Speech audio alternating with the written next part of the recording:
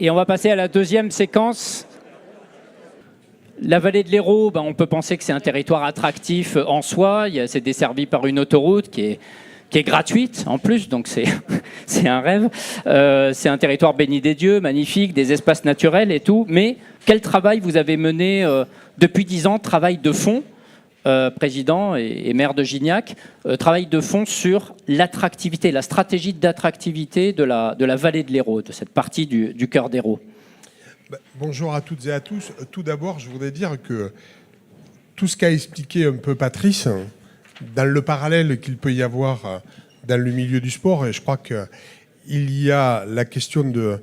Il a beaucoup insisté sur la performance et le travail collectif et la cohésion, et puis essayer de comprendre les enjeux. Donc, le diagnostic, très simplement, sur la vallée de l'Hérault en particulier, je retrouverai beaucoup de choses qui ont été dites par les deux intervenants précédents, à savoir qu'il y a le rêve, la réalité et le prix à payer. Et aujourd'hui, pour la vallée de l'Hérault, on le disait tout à l'heure avec Véronique Ney, ma collègue de Pouzol, je crois que ce qui est important, c'est de créer une dynamique positive et un ressenti qui fait que derrière, on peut enclencher tout un tas de projets. Et c'est ce que nous avons essayé de faire modestement. Parce que si chaque fois on présente un projet et que le projet n'arrive jamais, et que derrière, c'est dans 3 ans, c'est dans 10 ans, c'est dans 30 ans, c'est dans 40 ans, les gens, au bout d'un moment, ils s'épuisent. Et moi, je suis un peu fatigué dans le milieu politique. Et en ce moment, avec la période que nous vivons, Patrice a raison de dire que c'est plutôt violent. Mais moi, je suis fatigué de tous les gens qui présentent des choses et qui ne s'engagent pas complètement. Ça veut dire quoi? Ça veut dire que pour réaliser l'ensemble de ces projets sur la vallée de l'Hérault depuis 10 ans, c'est lever l'impôt, l'assumer, le porter politiquement, faire des réserves foncières, avoir une planification, un vrai projet réussi, et puis derrière, commencer à installer la réalité des choses. J'en veux pour preuve, le lycée, il n'est pas tombé comme ça. C'est pas parce que Gignac est un territoire béni des dieux. C'est pas ça du tout. C'est bien le contraire d'ailleurs. C'est parce que il y a eu une cohésion politique forte avec et portée par l'ensemble des 28 maires de la communauté de communes Vallée de l'Hérault qu'on a su convaincre de réaliser et de porter un projet qui réaménage complètement la vision du territoire. La région nous a soutenus, sa présidente Carole Delga, et derrière, on a enclenché d'autres projets. Parce qu'aujourd'hui, sortir des projets de ce style, avec les contraintes réglementaires, environnementales et financières, c'est vraiment quelque chose d'important. J'en veux pareil, pour preuve, sur la santé. La santé, nous, notre territoire, on n'existait pas. On n'existait pas parce qu'il y avait d'autres structures, des voisins et amis, qui sont déjà portés, que ce soit sur le public ou le privé. Nous, on n'existait pas. On a créé une dynamique autour de cela parce que l'éducation, le tourisme, la santé sont des éléments majeurs. La formation et l'engagement fait que derrière, il y a eu tout un tas d'éléments autour du futur centre de formation des pompiers qui va être le seul de la région Occitanie. Et puis après... Mais qui est prévu pour la rentrée, je crois, c'est oui, ça. L'inauguration, normalement, sera le 19 septembre. On va voir dans quelles conditions, même en tous les cas, pour l'instant, c'est ça. Mais simplement pour dire que... Et le 17 septembre, puisqu'il a été fait référence aux mobilités, mais M. Nunez en parlera mieux que moi, ça ne se décrète pas, la mobilité. Ça s'engage. Nous, on a dit, on va faire un pôle d'échange multimodal routier. On l'a fait. Mais pourquoi on l'a fait? Parce que derrière, on a acheté du foncier, 3 millions d'euros. C'est ce qu'on a appelé la conquête de l'intermodalité. En Parce effet, que tout le monde parle beaucoup en disant, on va faire ci, on va faire ça. Mais derrière, il faut d'abord commencer par agir sur le foncier. Derrière, après, il faut construire 3 millions d'euros supplémentaires. Et après, il faut faire les liens entre tous les territoires. Et après, il faut créer des constructions type transport à la demande, etc. Tout cela, si on veut faire du lien et de la cohésion entre les territoires, il faut le faire, mais il faut agir. Et c'est tout le sens du futur schéma avec le réseau métropolitain et le contrat de réciprocité, si on en parle tout à l'heure, que j'ai signé avec notre ami Michael Delafosse, pour dire que derrière, c'est un engagement, mais c'est un projet de territoire qui est porté politiquement avec force et dans l'affrontement. Ouais, et pôle d'échange multimodal, pour celles et ceux qui ne sont pas des experts en mobilité, comme là, d'habitude, c'est toujours connecté à une gare. Là, il n'y a plus de rail dans le cœur d'Hérault, donc c'est un pôle d'échange multimodal, mais autour de la route, finalement. Mais pas que. Ben justement, en gros, pour schématiser, donc il y aura des bus, évidemment, à haut niveau de service qui vont connecter le territoire à la métropole de Montpellier, mais aussi des vélos à assistance électrique pour les lycéens, surtout, enfin pas que aussi, de l'autopartage.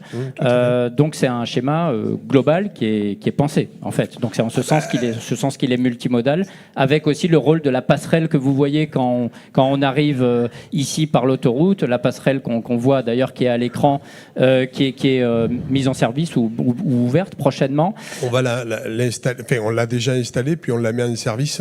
Le 17 septembre, là, ça sera... Voilà, et ça fait partie de ce schéma de mobilité. Vous pouvez expliquer l'articulation entre ce PEM, la passerelle, le lycée qui est de l'autre côté, enfin, en quelques mots, la logique que vous avez travaillé pendant plusieurs années, parce qu'en effet, ça ne tombe pas du ciel. La logique, c'est pas que vers le lycée.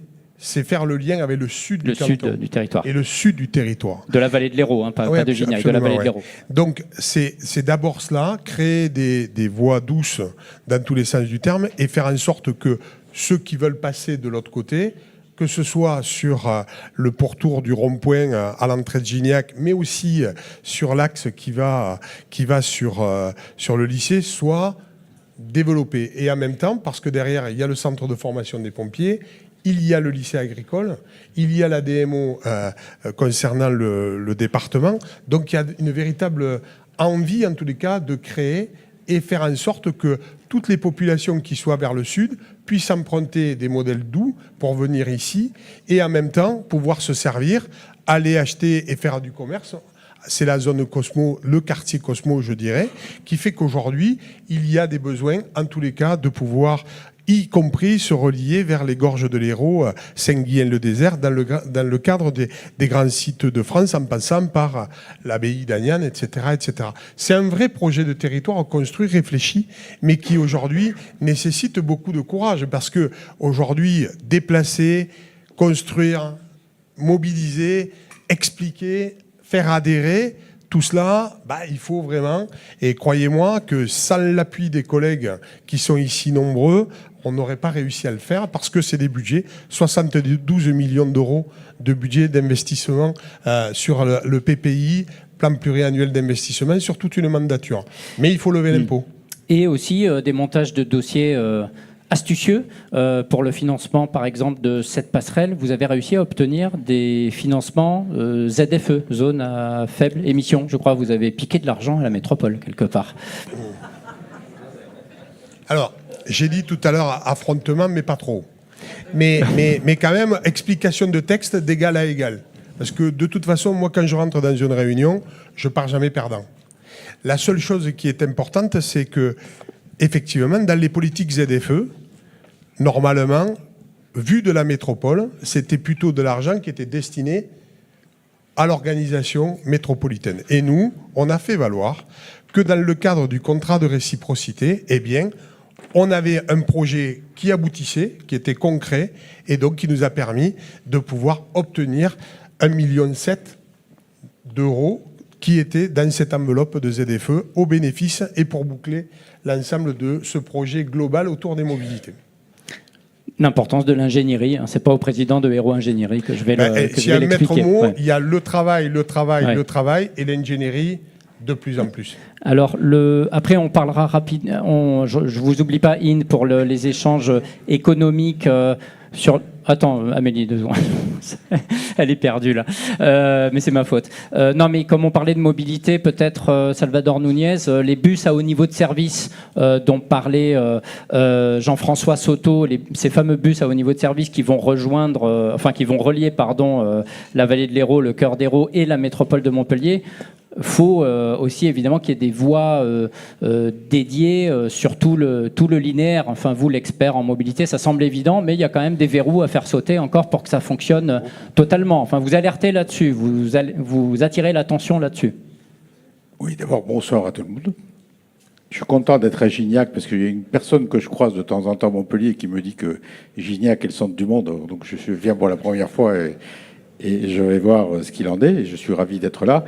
Oui, quand on est dans un territoire, il ne faut pas crier le train, le vélo, ou je ne sais quoi d'autre. Il faut faire un diagnostic, hein, regarder ce qu'on peut faire, voilà, et ce qui manque pour répondre aux besoins de mobilité. Et quand on a des projets comme ceux qui sont exposés, que je connais très bien, eh bien, il y a la route, surtout, pour aller à Montpellier, par exemple. Et si vous faites rien, quand vous arrivez du côté de Juvignac, grosso modo, votre bus, il a le titre au niveau de service, mais il est au même niveau que tous les autres. Hein, c'est-à-dire qu'il est dans la congestion. Bon. Donc, si vous voulez que les gens aient envie de prendre ce bus, parce que justement, ça leur apporte un service qui est, entre guillemets, presque garanti, c'est-à-dire mettre tant de minutes pour aller du PEM de Gignac jusqu'à tel endroit à Montpellier, peu importe où. Il faut que vous ayez des voies réservées qui permettent au bus d'avoir une vitesse commerciale, parce que c'est comme ça que ça se dit, et ce, indépendamment des congestions qu'il peut y avoir au niveau des véhicules. Et tant que ce n'est pas le cas, ça ne sert à rien d'avoir un bus au niveau de service, hein, entre autres. Donc il faut aménager les voies existantes pour y créer des voies destinées aux bus pour pour aller au bout de l'effort et apporter à l'usager le service qu'on essaye de lui apporter pour qu'il voyage dans de bonnes conditions, il sache exactement le temps qu'il va lui falloir pour aller d'un endroit à un autre et qu'il n'ait pas envie de prendre la voiture. Voilà. Des bons exemples ailleurs Alors écoutez, le seul exemple, parce que c'est des sujets enfin moi ça fait des années, mais je ne suis pas tout seul, hein, on regarde ça de très près. Il y a beaucoup d'endroits où on parle beaucoup, ça je ne vais pas citer, mais bon, je pourrais en citer des tonnes. Et il y a surtout un endroit en France où les résultats sont probants. Alors c'est très simple, hein, c'est-à-dire que vous mettez en œuvre des politiques de mobilité, vous regardez les parts modales du véhicule, les parts modales du bus, les parts modales du train, des transports publics, en tout genre, le tram et autres. Et si vous voyez qu'au fil du temps, les parts modales n'évoluent pas dans le sens, quand vous faites un effort pour les transports publics, les gens le prennent plus, et que vous constatez que c'est pareil, ça veut dire que dans vos politiques, il y a un sujet qui ne va pas. Bon, alors, du côté de Grenoble, il y a un travail formidable qui est fait, et qui, comme par hasard, donne de bons résultats. Pourquoi ? Parce que, quelles que soient les collectivités, en partant de la commune, passant par le département et la région et tous les acteurs qui ont leur mot à dire, ils ont d'abord travaillé ensemble. Ils ont fait un diagnostic et ils ont fait ce que M. Soto évoque, c'est-à-dire qu'il y a des voies vélos qui permettent d'aller du centre de tel village jusqu'à l'endroit où il y a une gare pour prendre un bus, là où il n'y a pas de rail, comme il y a des parkings dans la nature où on peut garer sa voiture pour aller prendre le TER. Et ça a tellement été bien pensé sur la base d'un bon diagnostic qu'on observe que ça fonctionne terriblement bien. Et ils ont les meilleurs résultats de France. Voilà. Mais là, je ne parle pas d'une métropole ou d'un centre-ville. Je parle d'un ensemble, parce qu'il faut raisonner sur un ensemble. C'est la métropole, le cœur de ville, quel qu'il soit, hein, et tout son bassin économique autour qu'il faut traiter, en fait.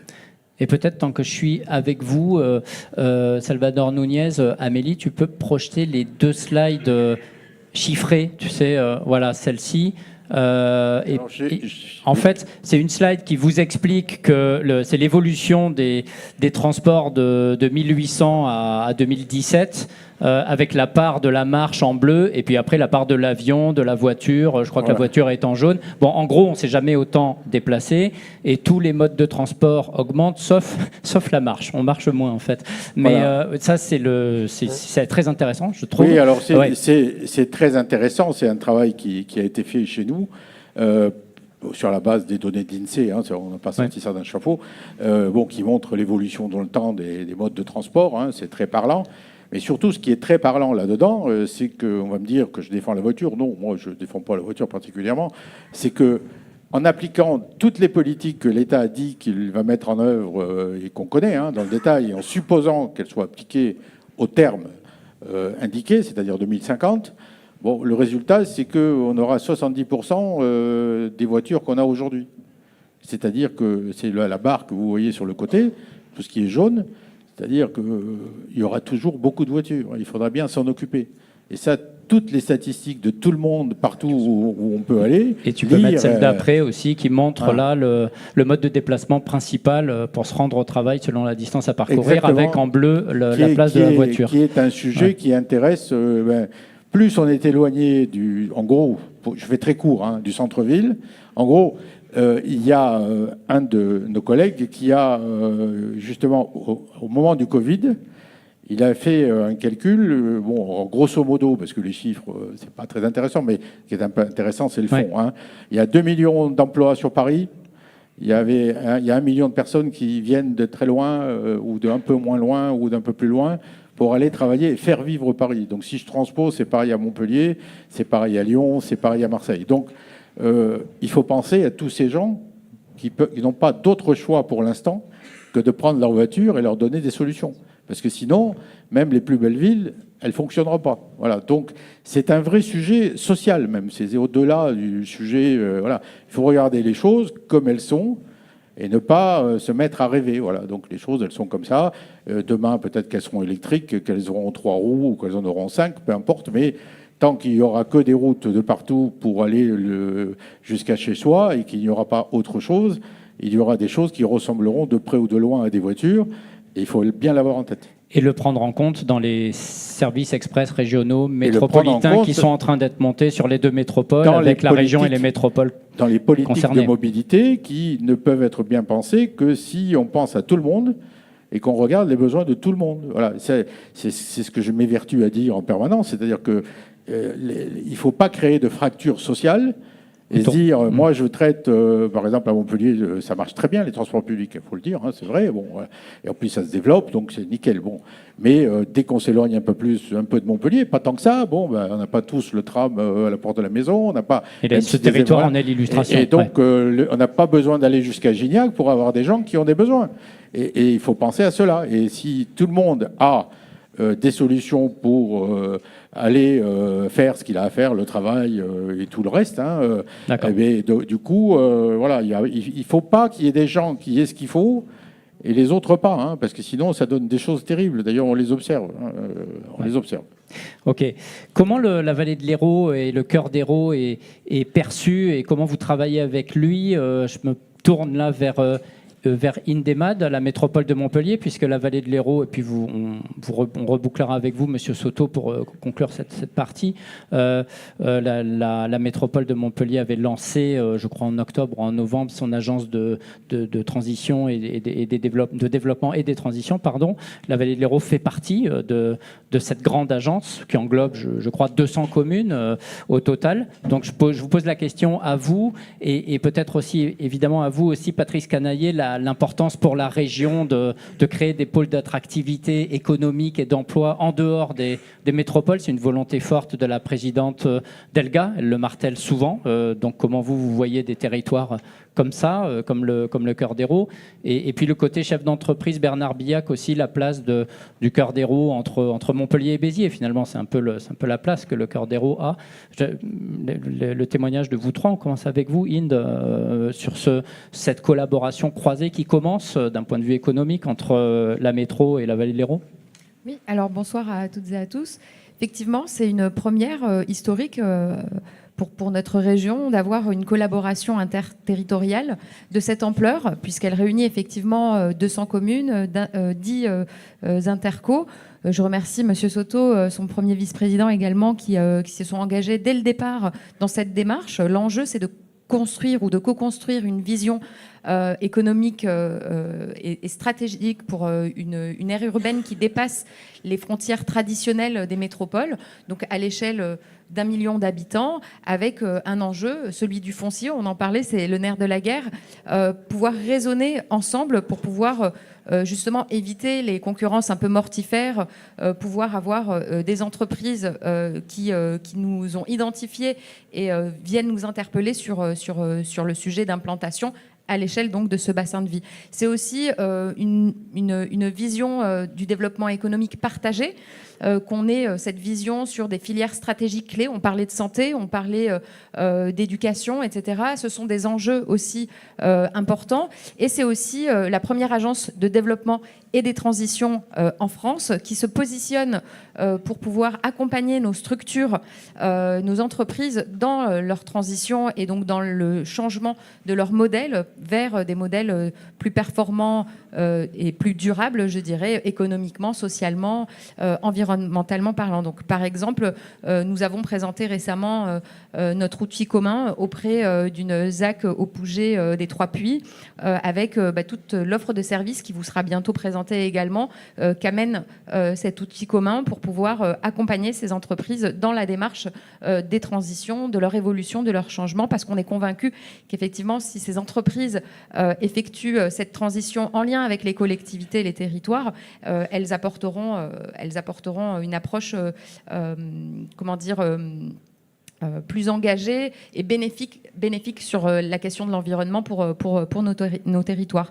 Donc c'est effectivement une démarche qu'on a voulu co-construite avec l'ensemble, notamment de la région, l'ensemble des communes intégrées, pour répondre à des besoins spécifiques des entreprises, pour accompagner leur évolution de modèle, leur changement de modèle vers les transitions, mais pour être plus performantes économiquement et vertueuses sur les questions de la transition.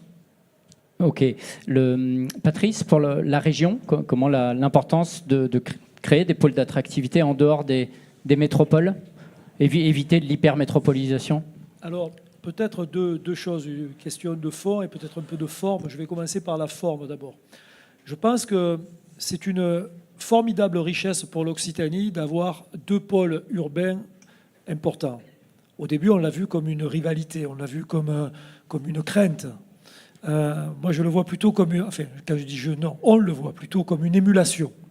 Et je crois que d'un côté, Toulouse, on ne va pas s'appesantir sur Toulouse avec sa propre manière de se développer, une sociologie et une implantation qui est très différente d'ici. Et ici, la particularité, c'est une grande aire urbaine, en vérité. C'est-à-dire on a une aire urbaine qu'on peut aller jusqu'à Nîmes, voilà. Et ça, c'est important. Et à travers ces différentes villes, donc par exemple Nîmes, Béziers, Montpellier, il y a des axes. Et là, il y a deux exemples qui me paraissent importants à prendre en compte. C'est la vallée de l'Hérault, la haute vallée de l'Hérault, là, qui remonte. Et puis après, il y a entre Montpellier et Nîmes, l'autoroute, et Lunel en particulier, et Sommières, donc dans l'Avonage. C'est pas pour rien qu'on a installé un lycée à Gignac et qu'on a installé un lycée à Sommières. C'est pas pour rien. C'est-à-dire que les gens qui habitent là, pour le moment, est-ce que les parents vont travailler à Montpellier ou à Nîmes? Ça, le but, c'est peut-être d'éviter et d'essayer de trouver aussi de l'emploi sur place. Mais déjà, les jeunes, quand ils vont au lycée là, ils ne vont pas ni à Montpellier ni à Nîmes. Donc ça, c'est du gagnant. Donc ça veut dire que l'aménagement aujourd'hui du territoire est extrêmement important. Et là, on est plutôt dans de l'aménagement d'une grande aire urbaine. Et sur la méthode, et j'insisterai beaucoup pour ça, parce que vous avez dit que ça faisait 30 ans que j'étais à Montpellier, donc ça me donne un peu l'expérience de voir ce qui s'est passé. Je crois que ce qui est heureux aujourd'hui, et ce qui est une véritable chance pour le territoire, c'est que d'un point de vue politique aujourd'hui, et il faut que ça continue, il faut le travailler parce que c'est jamais gagné ça. On arrive à ce que les gens travaillent ensemble. Et ça, c'est essentiel. Et je dirais même, on n'a plus le choix.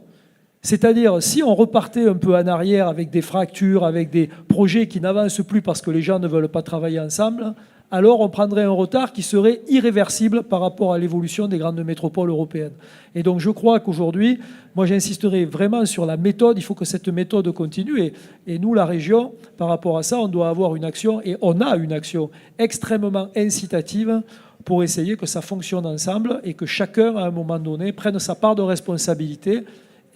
Je reviens aussi sur ce qu'a dit Jean-François, sa part de responsabilité dans le discours, mais sa part de responsabilité dans les investissements nécessaires à mettre en œuvre quand même. Parce qu'à un moment donné, tout ça, ça coûte de l'argent et il faut quand même qu'à un moment donné, ce soit équilibré là aussi. Voilà. Mais moi, je suis très optimiste sur cette évolution de la méthode qui fait qu'aujourd'hui, on voit qu'il y a une volonté de travailler ensemble et c'est ce qui me rend très optimiste pour l'avenir. Et Bernard Billac, côté entrepreneur, vous avez été entrepreneur, vous l'êtes toujours d'ailleurs, excusez-moi, très longtemps dans le cœur d'Hérault. La place, selon vous, que doit avoir, qu'est-ce qui pourrait être fait de plus, de mieux, ou la place que doit avoir ce cœur d'Hérault entre Montpellier et Béziers, les deux principales villes de l'Hérault? Tout d'abord, bonsoir à toutes et à tous. Oui, on est, nous, monde économique, l'entreprise, comme on l'appelle, on est très, très attentif au développement de notre cœur d'Hérault. Pourquoi? Parce que notre main-d'œuvre vient sur ce territoire. Et il faut, et là je rejoins un peu M. Younes, il faut lui donner les moyens de venir sur le territoire. Le territoire, il est composé effectivement, pour l'Hérault en tout cas, hein, mais je ne parle pas de la région, mais on a effectivement ces deux villes, Montpellier et Béziers, qui nous encerclent et qui offrent des solutions à nos salariés beaucoup plus intéressantes en termes de plein de choses, d'attractivité, de qualité de vie, on va dire. Mais le territoire ici en est pétri de qualité de vie. Encore faut-il qu'on puisse les accueillir, encore faut-il qu'on puisse les loger, encore faut-il qu'ils puissent aller de notre territoire sur ces agglomérations avec une bonne qualité de transport et dans des temps qui leur permettent d'arriver à l'heure. Là, je vais rentrer dans un domaine qu'on a déjà abordé ensemble, c'est le problème de l'artificialisation des sols. Aujourd'hui, on rentre dans une politique, l'État nous met au pied du mur en nous disant on ne pourra plus construire dans 25 ans, on va diviser les surfaces à construire par 2 d'ici 2035. Je l'entends tout ça et nous l'entendons. Malgré tout, nos territoires, qui sont des territoires ruraux, dès que l'on monte au-dessus de l'Odève, dès que l'on part sur Bédarieux, là, on est coupé de toute qualité multimodale. Il n'y a que la voiture. Et si en plus, on ne peut pas y construire, si en plus, on ne peut pas s'y loger correctement, effectivement que nous sommes très attentifs à ce qui va se faire à ce sujet. Je fais confiance à nos élus, hein, et Jean-François le Premier qui travaille énormément pour l'attractivité de notre territoire. Mais aujourd'hui, l'entreprise qui est le poumon de l'emploi sur le territoire est en danger sur des réflexions, et je suis le premier écologiste, mais sur des réflexions écologiques qui demain pourraient nous permettre de perdre de la main-d'œuvre et des gens de qualité parce qu'on ne saura pas les tenir sur notre territoire. Je peux continuer? Non, c'est bon, merci. On faisait la transition. Hein, justement, on voulait la réaction de M. Soto sur ces 3 prises de parole. Bah écoutez, moi je dirais que ça vient d'être rappelé. Et il me semble que le courage politique doit aussi accompagner cela. C'est pour ça que j'ai lâché le mot affrontement.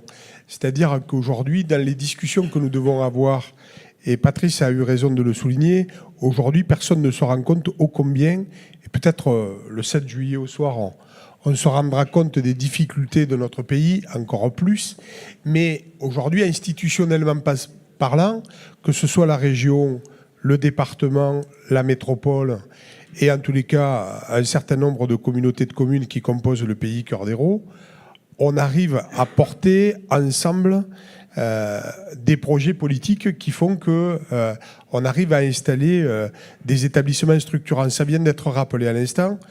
Il ne peut pas y avoir d'attractivité et d'installation s'il n'y a pas des éléments structurants qui composent sur la culture aussi, sur tout un tas d'éléments de cette nature. Moi, je vais prendre le cas de la vallée de l'Hérault. On a accueilli à peu près plus de 400 nouvelles entreprises. Il y a 400 ou 500 nouveaux emplois qui ont été créés grâce au quartier Cosmo.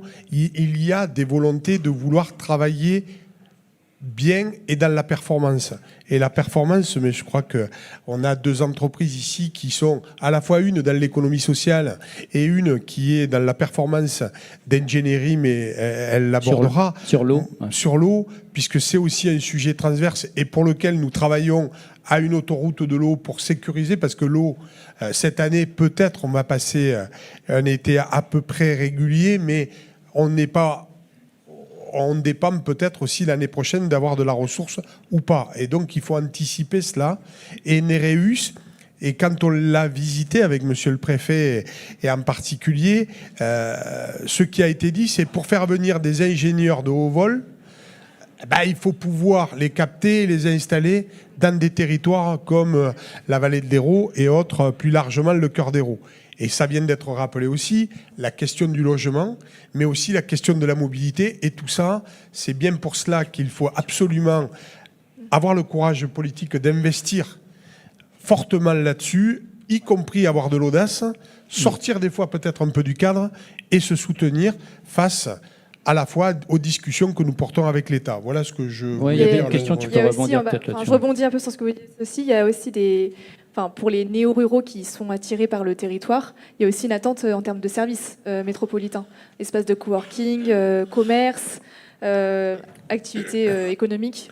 Et des pubs aussi. Vous me disiez qu'il y avait Oui, un pub irlandais qui a ouvert à mais Gignac non, mais et que ça marche du tonnerre. Et c'est vrai, peut-être que des... Enfin, c'est bête ce que je dis, mais c'est... Je pense qu'aujourd'hui, les gens essaient de venir dans nos territoires en essayant de consommer ce qu'ils ont dans des petites villes moyennes, avec un cadre de vie autre. Alors, j'avais pris le cas de certains services et de restaurants et d'autres lieux de vie, mais il y a aussi dans tous les villages autour des médiathèques, des librairies, des artisans et autres qui font que, en proximité aujourd'hui, de plus en plus, il y a des recherches d'un besoin de travail. Mais je veux y revenir.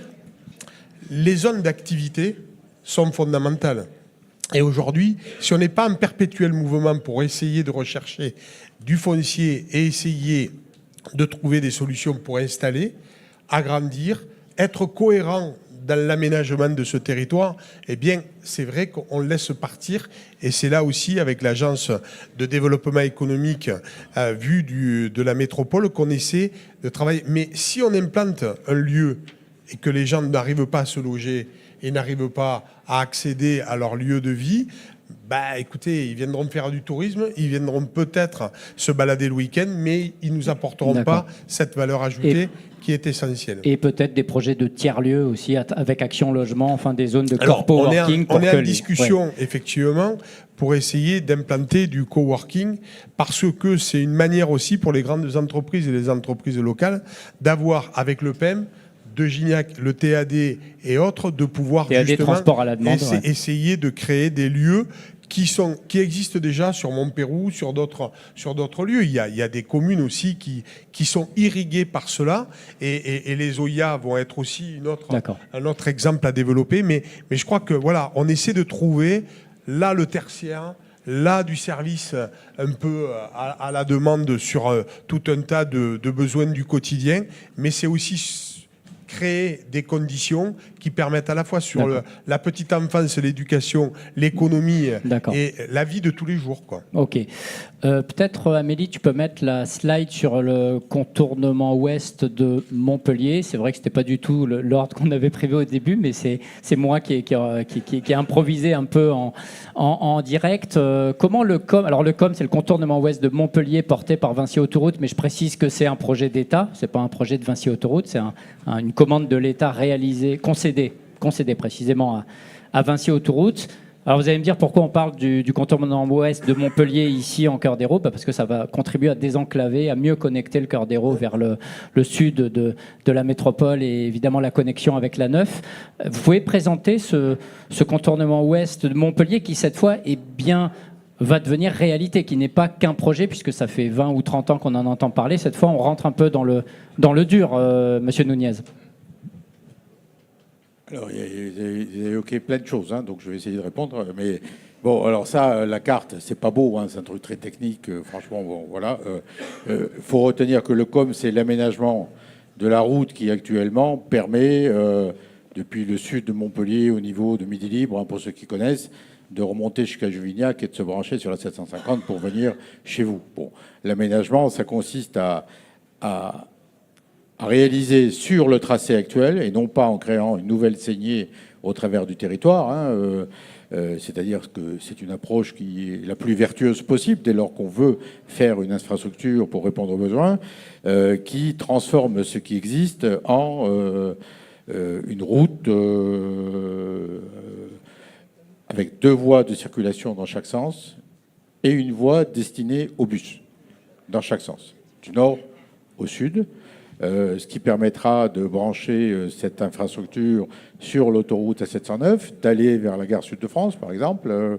D'où, si quelqu'un a la bonne idée de faire ce que je recommande depuis longtemps, en mettant un arrêt pour les bus, ils pourront prendre le tram pour aller au centre-ville ou prendre le train pour aller, je ne sais où, à Paris ou ailleurs. Bon.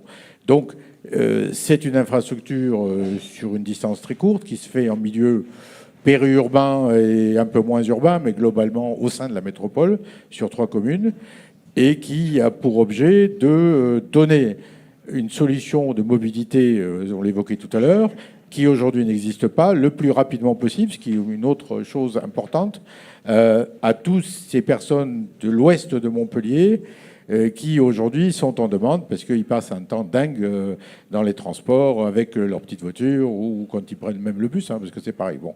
Donc c'est fait pour les gens de l'ouest, mais c'est fait aussi pour les gens des quartiers ouest de Montpellier, parce qu'on ne le dit pas assez. C'est-à-dire qu'aujourd'hui, vous avez 25 000 à 30 000 véhicules par jour, selon les moments, qui passent sur cet itinéraire-là, mais vous en avez au moins autant qui traversent Montpellier par l'avenue de la Liberté, qui passent comme ils peuvent par Saint-Jean-de-Vézage, Juvignac, et qui polluent ces villes en générant des tas de nuisances, hein, de la pollution, du bruit, etc. Bon, donc ce projet, il a pour objet d'apaiser les centres-villes aussi. Donc, alors, est-ce qu'on le fera? Nous, on est là pour le faire, et on le fait de manière active et proactive.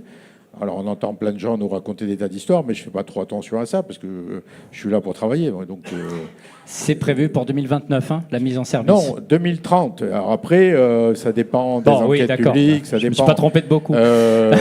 Des choses diverses et variées, mais en tout cas, on est là pour le faire le plus vite possible et faire en sorte que cette solution de mobilité s'ajoutant à toutes les autres qui existent sur Montpellier, permette d'améliorer le système. D'ailleurs, on parle du CERM. Bon, moi, j'ai lu la plaquette du CERM. Service express régional métropolitain. Il est écrit que les voies bus, ce sont celles qui passent sur le COM, pour les gens de l'Ouest, et que pour les gens de Lunel, et bon, je n'ai pas le terme exact, parce que je l'ai lu tout à l'heure, il faut requalifier la 709. Donc, il n'y a pas cette idée qui est amenée par certains qui n'y connaissent pas grand-chose en général, qui est celle, et d'ailleurs monsieur l'évoquait, de ne rien aménager pour répondre aux besoins. Non, il y a besoin d'aménager à minima pour transformer ce qui existe, pour que on ait des usages différents de la route. Voilà, ça demande de la pédagogie, de l'explication. Vous avez votre propre style. Monsieur Nunez, peut-être tu peux mettre la slide sur le style Nunez, qui est un peu, on va dire, de parler vrai, de transparence, de communication avec les... Là, on voit quelques exemples de pubs, de pubs et de communication expliquant en quoi le projet de contournement ouest de Montpellier, finalement, sera vertueux en termes de lutte contre la pollution, de déplacement du trafic de transit, etc. Face aux vous parlez avec tout le monde, en fait. Hein. C'est un peu ça, le style Nunez. Alors, le aussi. style, je pensais que vous pensiez à ma chemise. Non, c'était pas ça. Non, d'habitude, c'est des chemises camarguaises plus marquées. Là, oui, mais aujourd'hui, j'ai essayé de... Bon, vous avez varié un peu pour le cœur d'héros. Voilà. D'ailleurs, M. Soto pourrait faire un pub genre andalou, nîmois, bodega, ça amènerait du monde, certainement. Non, alors ça, c'est dû au fait qu'il y a effectivement des gens qui s'opposent, et on est en République, j'espère pour longtemps, et comment dire, ça va, ils ont le droit de s'opposer, mais ils disent très souvent des âneries. Et donc, comme les médias, beaucoup de médias ne font, c'est des boîtes aux lettres, c'est-à-dire en fait, ils reçoivent une ânerie, ils publient l'ânerie. Donc, je peux donner des noms, hein, mais c'est pas l'objet. Bon, je me sens pas visé. Et qu'on n'a pas le droit de s'exprimer parce que quand on parle de manière positive. Eh bien, du coup, on s'est inventé une petite méthode pour essayer de faire pareil, mais autrement. Donc, à chaque fois qu'ils disent une bêtise, mais on ne dit pas, on se préoccupe pas de fouiller ce qu'ils disent, on dit ce qu'on en pense. Donc, c'est des réponses, quelque part, aux opposants. Mais ça nous amuse et on fait ça en même temps qu'on avance. Hein. C'est important de donner de l'information aux gens qui s'intéressent. Et c'est important aussi de pouvoir leur dire que ce qu'ils entendent n'est pas nécessairement vrai parce qu'ils l'entendent. C'est des méthodes de communication qui sont assez connues. Hein. Quand on rabâche quelque chose, il y a des gens qui finissent par le croire. Donc on essaye de se mettre au milieu. Voilà. D'accord.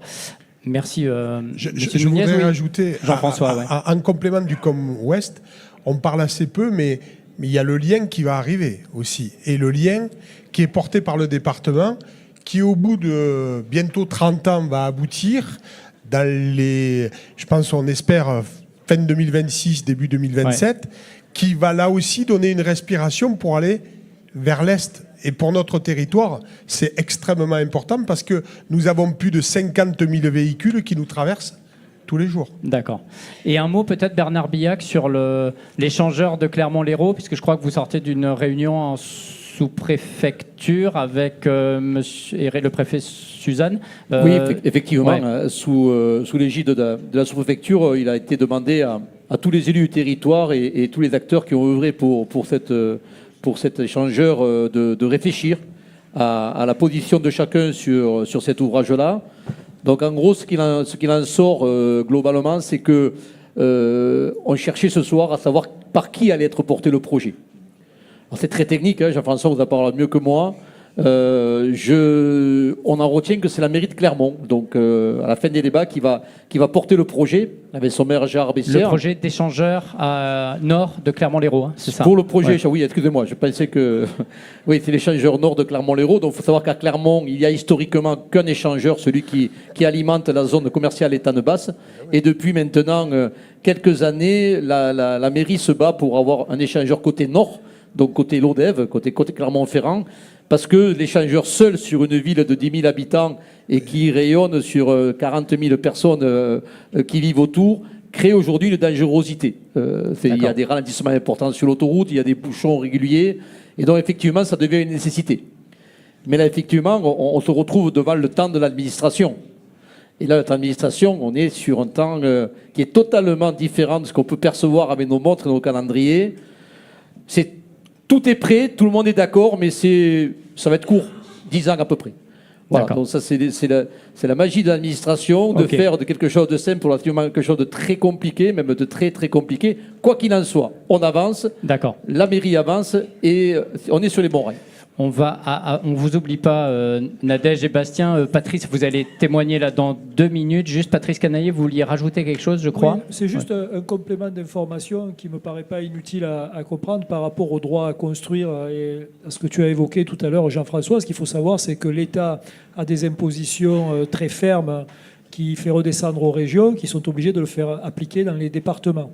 La présidente Carole Delga, à double titre, au titre de présidente de la région d'Occitanie, mais aussi au titre de présidente des régions de France, se bat pour essayer de faire intégrer 2 critères qui me paraissent importants. Le premier, c'est le niveau d'aménagement des territoires, c'est-à-dire il y a des régions, les régions ne sont pas à égalité dans leurs aménagements de territoire, et donc ça paraît assez injuste d'imposer les mêmes règles à des régions qui n'ont pas le même niveau de développement sur les infrastructures.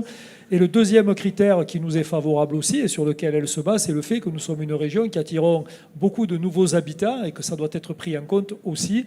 Donc aujourd'hui, elle se bat particulièrement de manière assez pugnace par rapport à ça pour faire en sorte de faire que cette règle étatique qui descend et qui est imposée aux régions soit adaptée sur les 2 critères que j'ai définis. D'accord.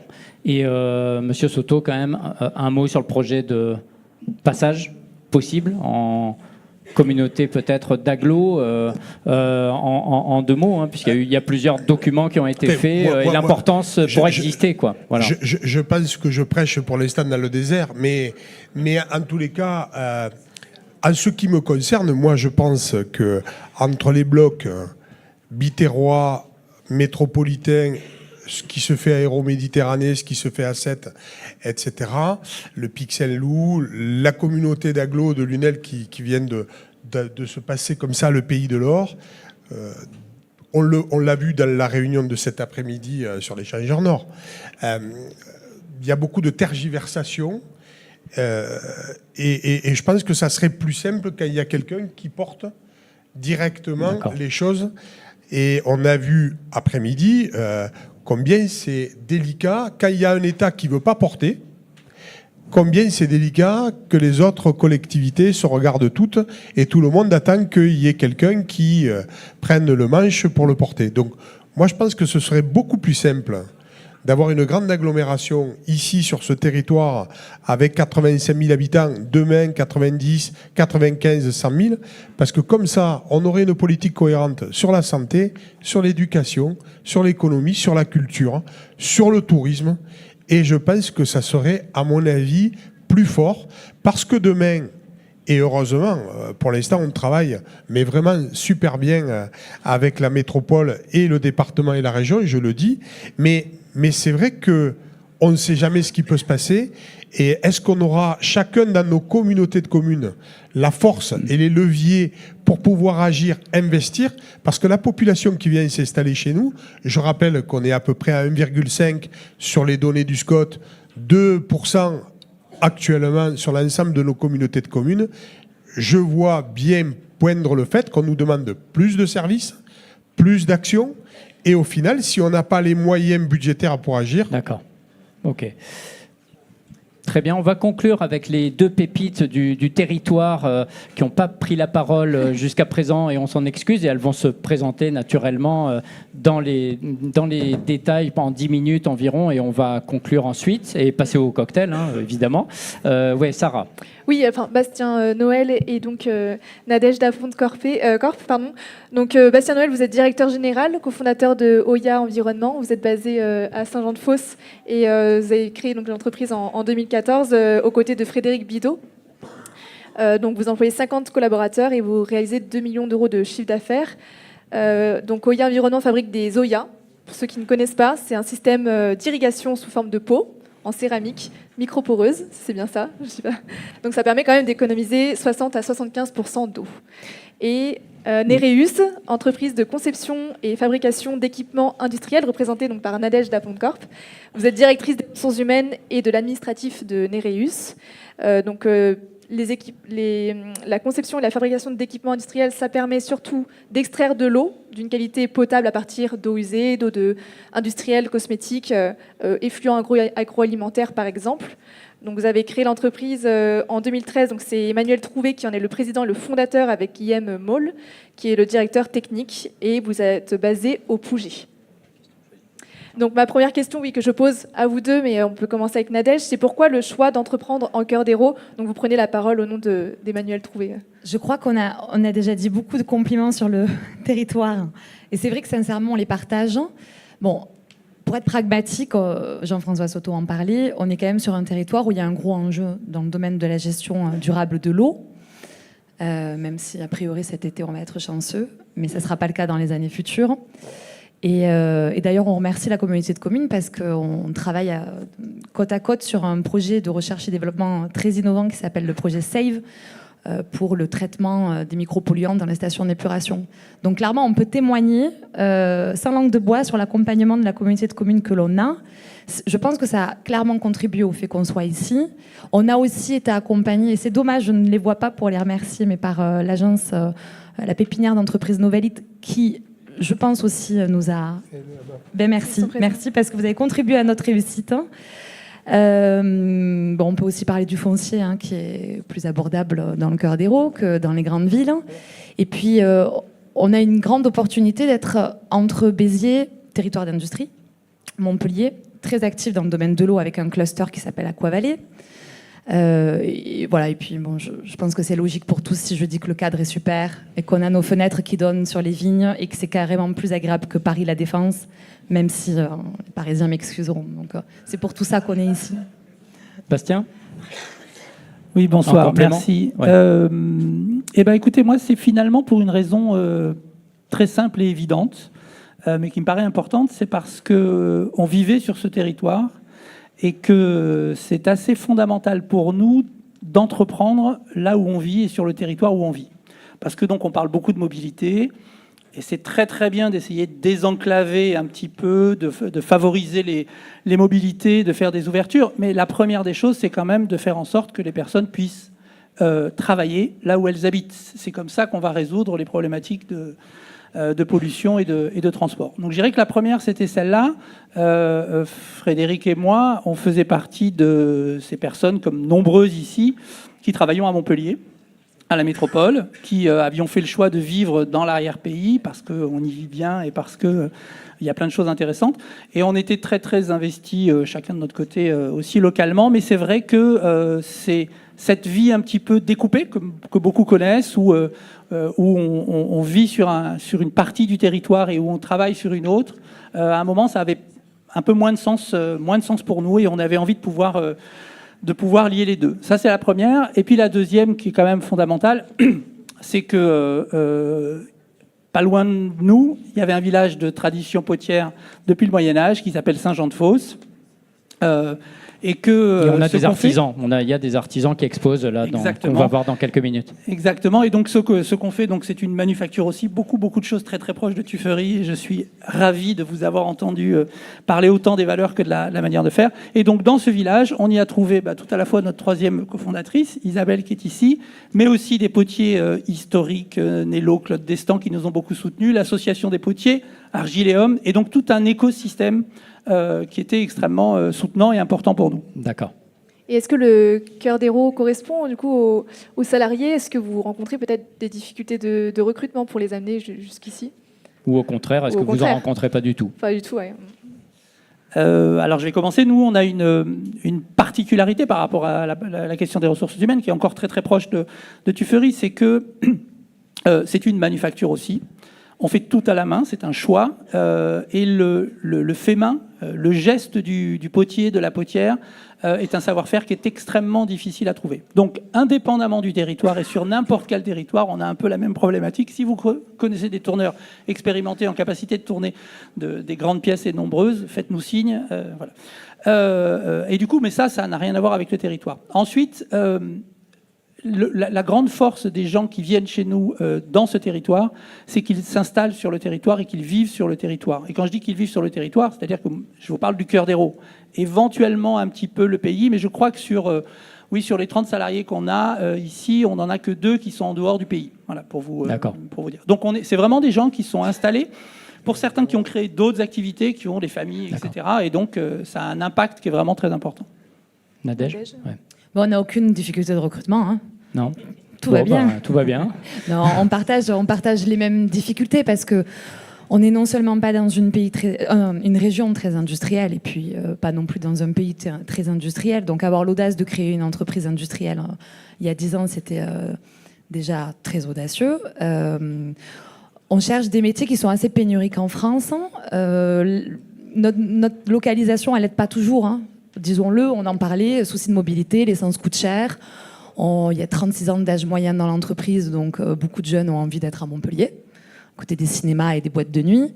Néanmoins, on a quand même une grande fierté, c'est que sur les 30 collaborateurs qui sont au Pouget, on en a la moitié qui vivent en cœur d'héros. Et moi, je vais jusqu'à même mettre mon fils à la garderie du Pouget. Et j'en suis très fière. Hein. Et c'est vrai que je la partage, ta fierté. Oui, on travaille ici, on est là pour faire du business ici, mais quand on voit les territoires se développer, c'est vachement gratifiant à notre niveau. Et pour conclure, votre actualité en 2 mots.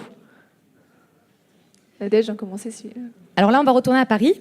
Je ne l'ai pas trop critiqué. Oui. Hein. On a été sélectionné pour 2 projets dans le cadre des Jeux Olympiques. Donc c'est une belle actualité pour Nereus qui retentit sur la région aussi. On va recycler les eaux usées d'un bâtiment du village des athlètes et on va recycler de l'eau pour la mettre à disposition dans de l'arrosage pour lutter contre les îlots de chaleur urbains. Voilà, c'est les 2 plus belles actualités de l'entreprise. Ouais, ok.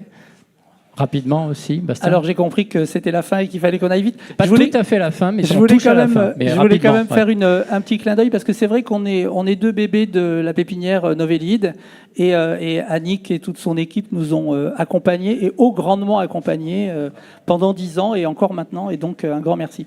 Notre actualité, écoutez, nous pendant des années on a beaucoup œuvré à améliorer et à peaufiner le système qu'on propose de jarres d'irrigation pour les particuliers. Et on est depuis un moment sur l'ambition, la très grande ambition, de trouver une solution qui soit aussi adaptée aux professionnels notamment viticulture, oléiculture, arboriculture, et aux collectivités. Et donc on a répondu à un gros appel à projet de l'ADEME, et on est sur ce projet-là, et j'en profite pour lancer une petite indication. Donc on a trouvé déjà pas mal de professionnels qui sont prêts à travailler avec nous, mais on est aussi à la recherche d'une collectivité qui aurait envie d'être bêta-testeur, et de nous accompagner sur une longue période pour pouvoir expérimenter ces projets auprès des collectivités. Super. Et Bernard Billac, qui est aussi une sorte de pépite d'ici. On finit avec vous, après l'intervention en conclusion d'un invité de marque qui viendra conclure sur le ton sous l'angle de la culture. Bernard Billac, la Table Ovale, c'est un club d'entrepreneurs qui s'engage dans le sport, le rugby en l'occurrence. Un mot rapidement là-dessus, et le sens, et pourquoi cet engagement et le sens que ça apporte. Alors, c'est le club de rugby qui a amené l'engagement à la Table Ovale. La Table Ovale est née du club de rugby du RCO Salagou, donc j'ai l'honneur de co-présider. Le président Régis Papa, entrepreneur à Clermont-Lérault, est là-bas aussi. Et on a eu, il y a quelques années, l'idée ambitieuse de faire comme font les grands clubs de sport, comme fait aussi le MHB, un club partenaire. On est un club de série régionale. C'était osé, mais 9 ans après, on a plus de 220 entreprises qui nous rejoignent tous les trimestres, et vous étiez là il n'y a pas longtemps de ça. On représente environ 4000 salariés sur le territoire, et ça nous permet aujourd'hui de pouvoir échanger, évidemment, avec le monde institutionnel, mais avec les élus du territoire sur des projets importants, et l'échangeur, par exemple, en est un. Voilà.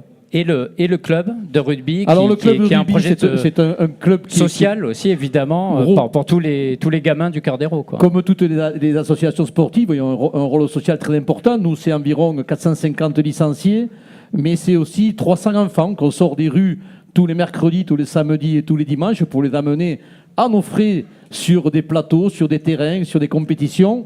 C'est aujourd'hui 60 bénévoles qui œuvrent tous les week-ends, 60 bénévoles formés. On est un club sur lequel on se voit attribuer 2 étoiles de la Fédération française de rugby pour la formation. Je salue aussi la présidente de la formation, Sylvie, qui est là-bas. Un gros travail, évidemment, social et sociétal, parce qu'en plus, nos jeunes, on essaye de leur trouver du boulot. Vous savez qu'aujourd'hui, c'est le nerf de la guerre aussi pour recruter des joueurs. Donc oui, un vrai travail de société fait par le RCO Salagou. D'accord. On parle beaucoup de responsabilité de RSE, responsabilité sociale et environnementale des entreprises, mais il y a aussi la responsabilité territoriale. Enfin, là, vous êtes engagé dans votre territoire avec cet investissement, ce partenariat avec le club de rugby. Très rapidement, parce qu'il faut conclure très rapidement. Ouais. On rayonne sur 3 communes, évidemment Lodève, Clermont-Lérault et Gignac. Et je dis Gignac à la fin, pourquoi ? Parce que c'est le monsieur le maire Soto qui nous a permis d'évoluer sur un terrain à proximité de Gignac que nous n'avions pas, donc je le remercie encore publiquement. Parfait. Justement, je voulais rebondir là-dessus pour dire que le RCO, c'est vraiment l'exemple de ce que je veux porter politiquement sur l'agglomération. C'est-à-dire que c'est une entité territoriale qui permet de faire cela. De faire vivre et je ne voulais pas la laisser passer parce que tout à l'heure, Patrice a dit faire de la performance avec des ânes, c'est compliqué. J'espère en tous les cas que les ânes de Gignac, en tous les cas, performent régulièrement.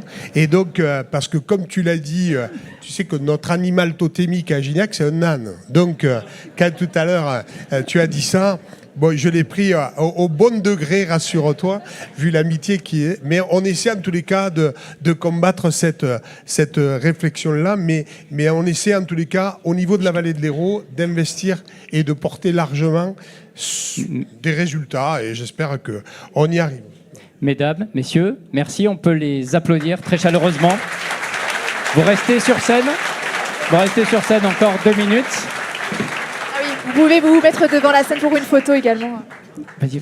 Et donc du coup, on a le plaisir et l'honneur d'accueillir un enfant du pays originaire de Montpérou, Jean-Baptiste Durand, réalisateur et scénariste.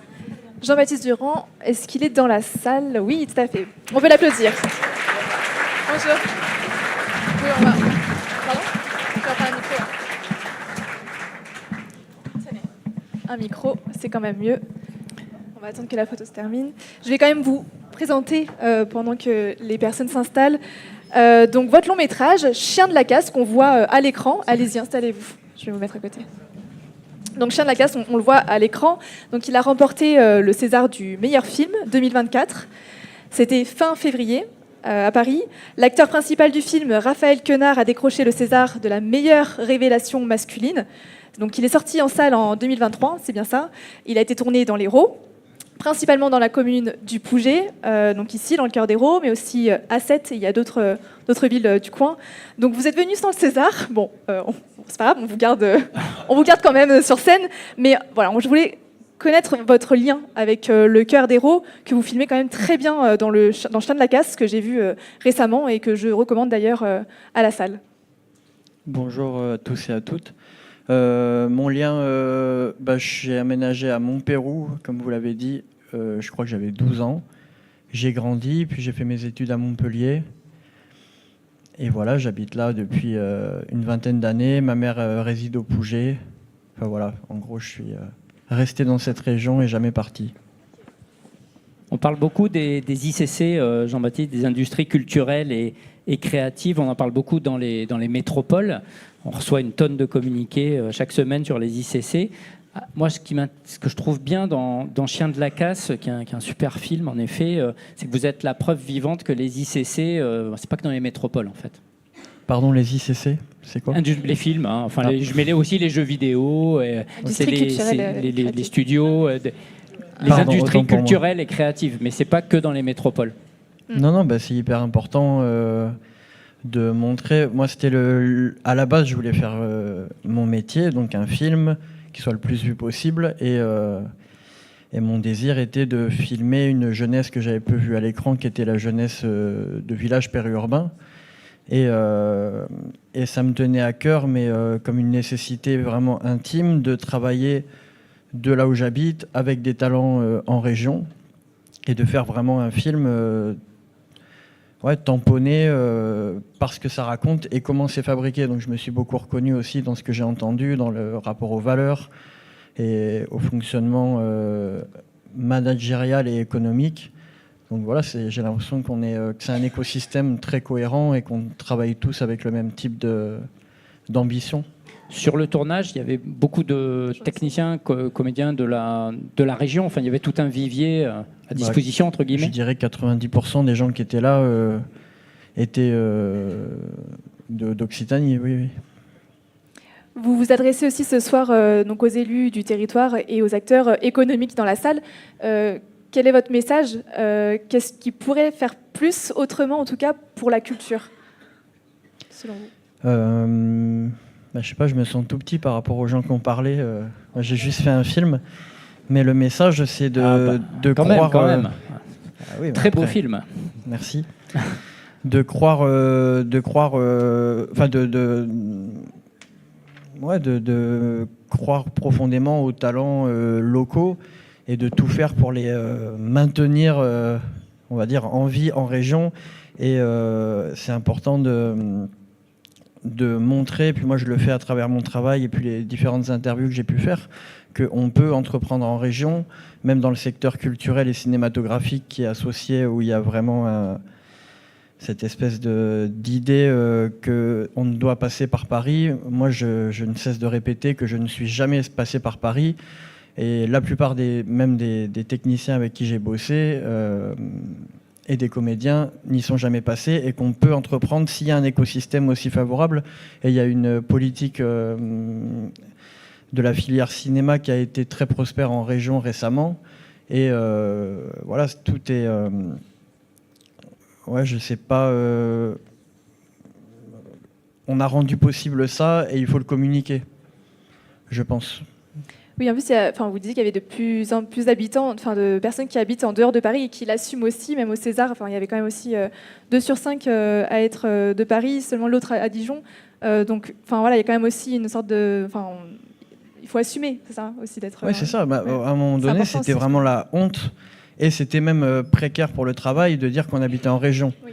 Maintenant que c'est possible, parce que depuis quelques années, il y a ce qu'on appelle Internet, le TGV. Donc ça devient possible de travailler dans nos régions, et même pour faire un travail qui est singulier, qui est unique, et qui rend la culture large, il faut un travail régionaliste comme on en a eu dans la littérature, il faut le rendre au cinéma. Et pour faire un bon travail régionaliste, c'est quand même mieux d'habiter en région. Donc valoriser les territoires, les régions, que ce soit la Bretagne, l'Occitanie, toutes les régions. On doit retrouver une culture riche. Et en plus, c'est hyper important pour la diversité. En plus, ça plaît quand même. Enfin, votre film, s'il en est là aussi, c'est pour une raison, je pense. Ça plaît beaucoup que ce soit en dehors de Paris également. Bah, j'ai découvert ça, ouais. Mais après, moi, j'avais un principe d'écriture qui est un fondamental, c'est que plus on est unique, plus on est universel. Et donc, j'ai fait le travail le plus précis possible sur la description de là où j'habitais, donc ce petit territoire de la vallée de l'Hérault, les liens. Et je me suis rendu compte en me trimballant avec mon film dans toute la France, voire même à l'étranger, au Québec, en Italie, en Belgique et dans d'autres pays, qu'il y avait quelque chose d'hyper universel.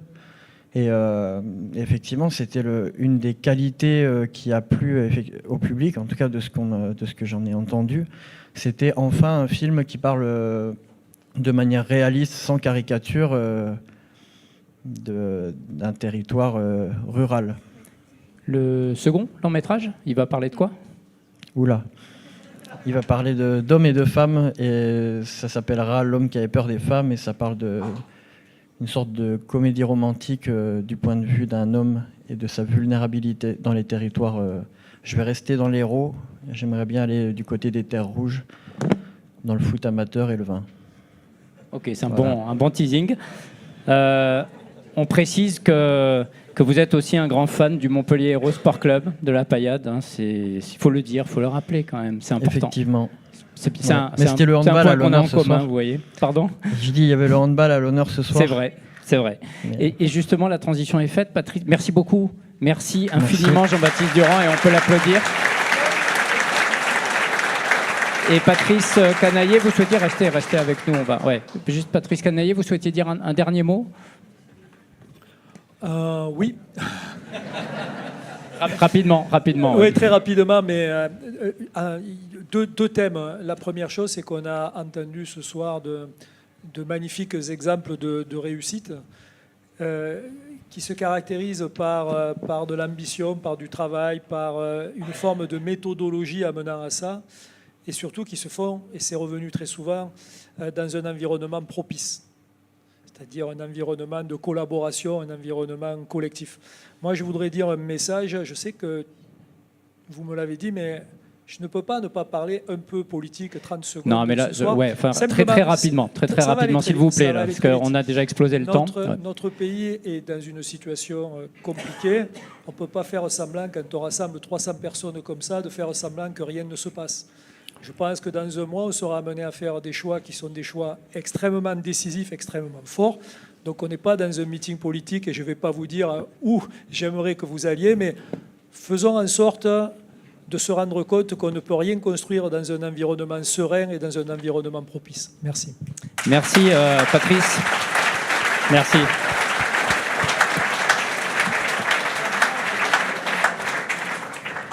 Un grand merci encore à nos partenaires, sans qui cette soirée n'aurait pas pu se tenir. Je rappelle, communauté de communes Vallée de l'Hérault, Vinci Autoroute, Atelier de Tuffry et région Occitanie, Pyrénées-Méditerranée.